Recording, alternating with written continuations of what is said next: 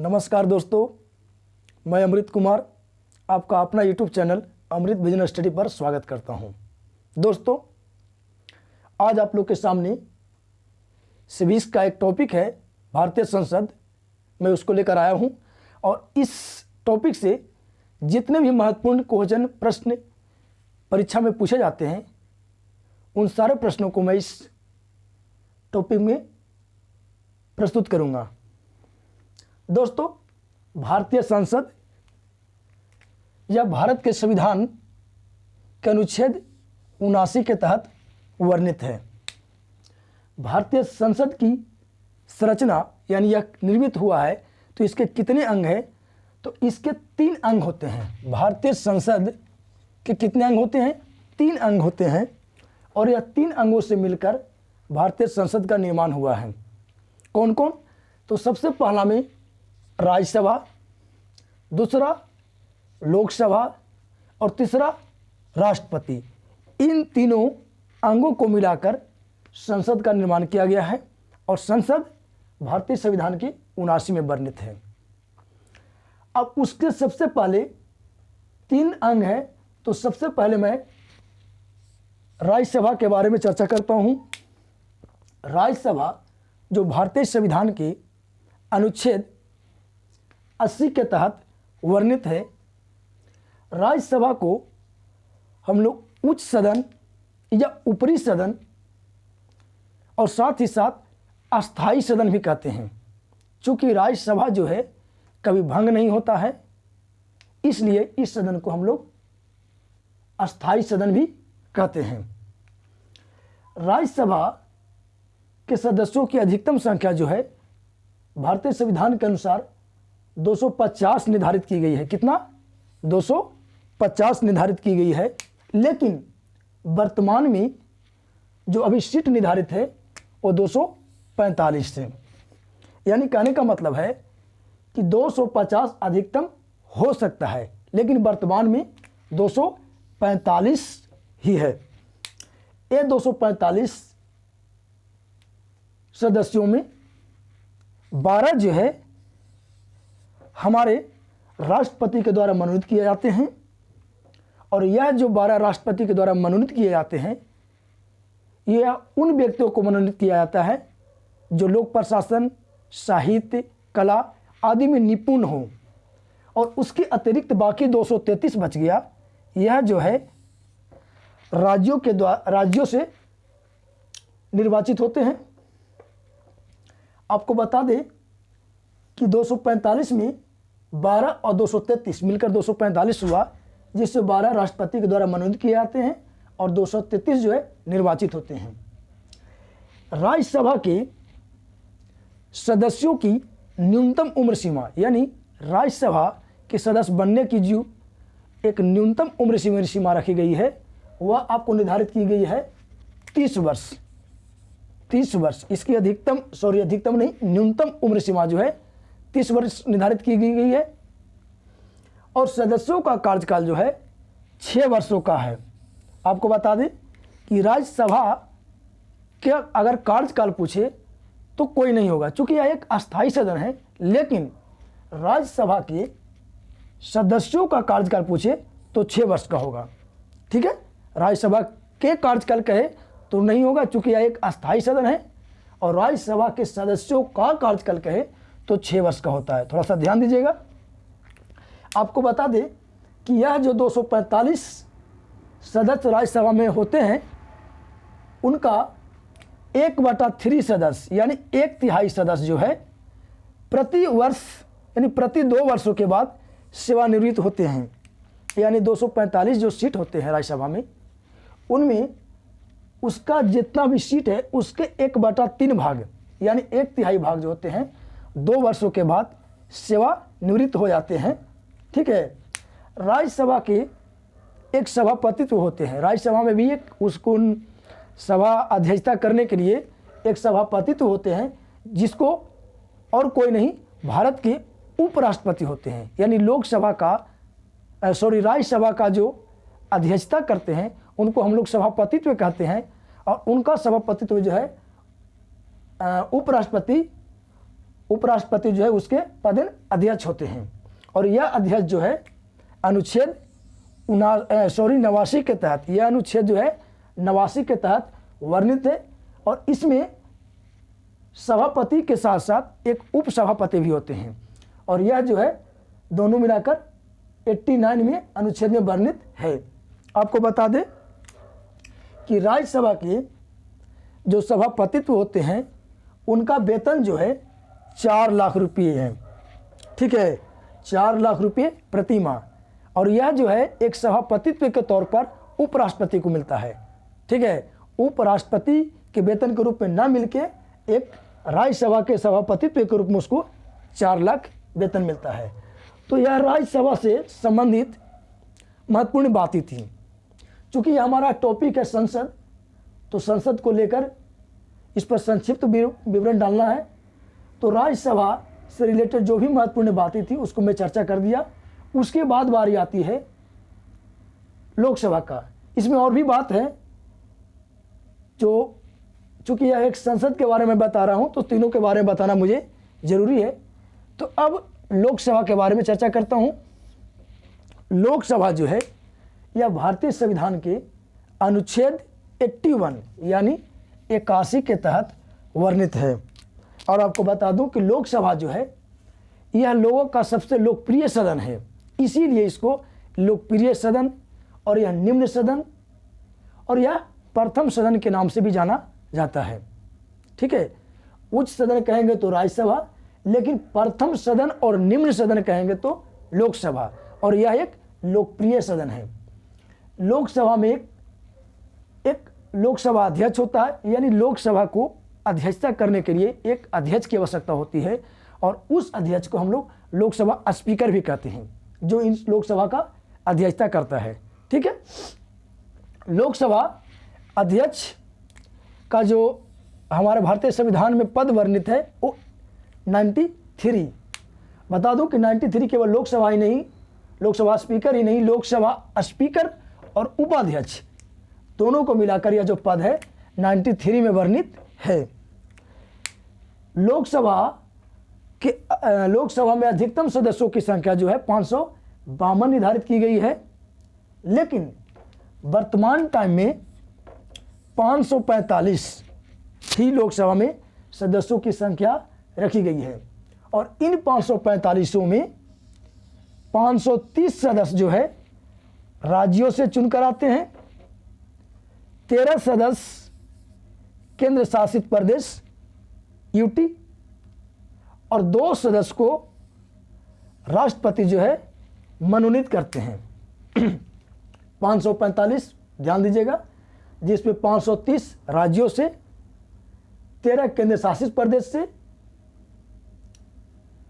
और 2 हो गया, बच गया जो राष्ट्रपति मनोनीत करते हैं अनुच्छेद 331 के तहत एंग्लो इंडियन को। यह जो 2 सदस्य होते हैं राष्ट्रपति मनोनीत करते हैं, और वह कौन होता है? एंग्लो इंडियन होते हैं। यह जो दो सदस्य होते हैं यह भी लोक प्रशासन, साहित्य, कला आदि में निपुण व्यक्ति को राष्ट्रपति महामहिम जो है 2 सदस्यों को लोकसभा में मनोनीत करते हैं। लोकसभा में एससी, जिसको हम लोग कहते हैं अनुसूचित जाति, के लिए 84 सीट को आरक्षित किया गया है लोकसभा में, यानी 84 सदस्यों को लोकसभा में अनुसूचित जातियों के लिए आरक्षित किया गया है। और अनुसूचित जनजाति के लिए 47 सीट, अनुसूचित जनजाति के लिए 47 सीट और अनुसूचित जाति के लिए 84 सीट अनुच्छेद 330 के तहत लोकसभा में आरक्षित की गई है। आपको बता दें कि 61वें संविधान संशोधन जो 1989 में हुआ था, उसके द्वारा 18 वर्ष के उम्र को वयस्क माना गया है। और यही 18 वर्ष के उम्र को, जिनकी उम्र 18 वर्ष हो जाएगी, वो मताधिकार का प्रयोग अपना कर सकते हैं। कब? तो 61वें संविधान संशोधन 1989 के तहत। ठीक है, यहीं से डायरेक्ट प्रश्न पूछे दिए जाते हैं कि वर्तमान में जो वोट देने का, मत देने का जो अधिकार है 18 वर्ष निर्धारित किया गया है, यह कब किया गया था? तो 1989 में 61वें संविधान संशोधन के तहत। आपको बता दें कि लोकसभा में क्षेत्रफल की दृष्टि से सबसे बड़ा जो क्षेत्र आता है वो लद्दाख आता है। कौन? लद्दाख का क्षेत्र होता है यह क्षेत्रफल की दृष्टि से। उसी जस्ट अपोजिट लोकसभा में सबसे न्यूनतम क्षेत्र जो आता है क्षेत्रफल की दृष्टि से वो आता है चांदनी चौक दिल्ली का। चांदनी चौक दिल्ली का। लोकसभा के सदस्यों का जो न्यूनतम उम्र सीमा होता है, यानी लोकसभा सदस्य बनने की जो एक न्यूनतम उम्र सीमा है वह 25 होती है। आपको बता दें कि अधिकतम कोई सीमा निर्धारित नहीं है। ठीक है, 90-95 यहाँ मरते मरते दम तक भी आप लोकसभा का सदस्य बन सकते हैं, लेकिन न्यूनतम उम्र सीमा निर्धारित की गई 25 वर्ष, कम से कम 25 वर्ष। लोकसभा चूंकि यह एक अस्थायी सदन नहीं है तो इसका कार्यकाल भी होगा। तो लोकसभा का कार्यकाल 5 वर्षों का होता है। लोकसभा का कार्यकाल 5 वर्षों का होता है। और लोकसभा के जो प्रथम अध्यक्ष थे, जिसको हम लोग लोकसभा स्पीकर कहते हैं, वो जीवी मावलंकर थे। ठीक है, और लोकसभा के जो अध्यक्ष है, जिसको हम लोग लोकसभा स्पीकर कहते हैं, उनका वेतन जो है 4 लाख निर्धारित की गई है। यानी सभापतित्व जो करते हैं सभापति, यानी उपराष्ट्रपति जो सभापति होते हैं और लोकसभा अध्यक्ष होते हैं, दोनों का वेतन सेम 4 लाख निर्धारित किया गया है। अच्छा, लोकसभा का मैंने तो प्रथम अध्यक्ष बता दिया कि लोकसभा स्पीकर जीवी मावलंकर थे। राज्यसभा के मैंने बारे में नहीं बताया। तो आप अगर जानते होंगे तो हमारे कमेंट बॉक्स में कमेंट करके ज़रूर बताएंगे। ऐसे मैं बता देता हूँ जानकारी के लिए कि लोकसभा राज्यसभा के बारे में मैं इसका प्रथम सभापति के बारे में इसलिए नहीं बताया क्योंकि इसका उपराष्ट्रपति जो है इसका सभापति होते हैं। तो जो भारत के प्रथम उपराष्ट्रपति थे वही इस राज्यसभा का प्रथम सभापति थे। तो आप नाम मैंने नहीं बताया, केवल प्रथम बता दिया। तो केवल आप जो है कमेंट करके उस लोक राज्यसभा का प्रथम सभापति का नाम बताएंगे। ठीक है, अब लोकसभा से जितना भी मोस्ट इंपोर्टेंट क्वेश्चन जो आने वाले थे मैं उसको चर्चा कर दिया। ऐसे तो क्वेश्चन इसमें और भी बन सकते हैं, लेकिन जो महत्वपूर्ण बातें थी मैंने आपको बता दिया। लोकसभा जो है यह लोगों का प्रतिनिधित्व करने वाला जो चुनकर जाते हैं उनके द्वारा यह चलता है। इसमें सदस्यों की अधिकतम संख्या 552 हो सकती है, लेकिन वर्तमान में 545 निर्धारित की गई है। ठीक है, इसके बाद मेरा तीसरा जो अंग आता है, संसद का तीसरा अंग आता है, वो है राष्ट्रपति। ठीक है, राष्ट्रपति भारतीय संविधान के अनुच्छेद 52 के तहत वर्णित है। अनुच्छेद 52 के तहत वर्णित है और यह राष्ट्रपति भी जो है एक संसद का अंग होते हैं। राष्ट्रपति देश का संवैधानिक प्रधान होता है। कहने का मतलब संवैधानिक रूप से राष्ट्रपति जो है प्रथम नागरिक होता है। न्यूनतम उम्र सीमा राष्ट्रपति बनने का जो न्यूनतम उम्र सीमा जो निर्धारित किया गया है वो 35 वर्ष। फिर अधिकतम मत पूछना, अधिकतम कुछ भी हो सकता है। और राष्ट्रपति का निर्वाचन जो है भारतीय संविधान के अनुच्छेद 52 के तहत 54 के तहत वर्णित किया गया है। आपको बता दें कि राष्ट्रपति का निर्वाचन जो होता है एक निर्वाचक मंडल के द्वारा होता है और इस निर्वाचक मंडल में राज्यसभा, लोकसभा और विधानसभा के निर्वाचित सदस्य आते हैं। उनके द्वारा एक निर्वाचक मंडल बनाया जाता है और इसमें चुनाव होने से पहले 5 प्रस्तावक और 5 अनुमोदन सदस्यों के द्वारा 5 प्रस्तावक और 5 अनुमोदन के द्वारा राष्ट्रपति का 5 सदस्य जो है प्रस्ताव पारित करता है 50 सदस्य, और 50 सदस्य जो है उसको अनुमोदन करता है और वही राष्ट्रपति का उम्मीदवार होता है। ठीक है, तो राष्ट्रपति का निर्वाचन जो है एक निर्वाचक मंडल के द्वारा होता है और इस निर्वाचक मंडल में राज्यसभा के सदस्य, लोकसभा के सदस्य और राज्य विधानसभाओं के निर्वाचित सदस्य भाग लेते हैं। ठीक है, भारत सरकार की समस्त जो कार्रवाई होती है, यानी समस्त जो कार्य होता है वह राष्ट्रपति के नाम के द्वारा ही होता है। ठीक है, चूंकि राष्ट्रपति जो है देश का संवैधानिक प्रधान होता है, तो जितने भी सारे कार्य होते हैं वो राष्ट्रपति के हस्ताक्षर के द्वारा ही होते हैं। आपको बता दें कि राष्ट्रपति के समस्त कार्यपालिका कार्रवाई राष्ट्रपति के नाम से की जाती है और यह अनुच्छेद 77 के 1 में वर्णित है। यानी 77 के 1 के द्वारा जो कहा गया है कि भारत की सरकार की समस्त कार्यपालिका कार्रवाई जो है राष्ट्रपति के नाम से अनुमोदन होते हैं। प्रथम राष्ट्रपति आप जानते ही होंगे, भारत के प्रथम राष्ट्रपति, प्रथम महामहिम डॉक्टर राजेंद्र प्रसाद थे। और यह भी आपको बिहार के जीरादेई गांव के रहने वाले थे। ठीक है। राष्ट्रपति का वेतन अभी वर्तमान में 5 लाख निर्धारित किया गया है। इस प्रकार भारतीय संसद के तीनों अंगों को मैंने बताया। फिर से मैं एक बार संक्षिप्त में विवरण देता हूं। भारतीय संसद अनुच्छेद 79 के तहत वर्णित है। भारतीय संसद 3 अंगों से मिलकर बना है, राज्यसभा, लोकसभा और राष्ट्रपति। लोकसभा अनुच्छेद 81 के तहत वर्णित है, राज्यसभा 80 के तहत और राष्ट्रपति 52 के तहत। राज्यसभा एक अस्थायी सदन है, तो जस्ट उसका उल्टा कि लोकसभा अस्थायी सदन नहीं है। राष्ट्रपति देश का प्रधान होता है या देश का प्रथम नागरिक होता है। राज्यसभा को उच्च सदन या अस्थायी सदन, ठीक है।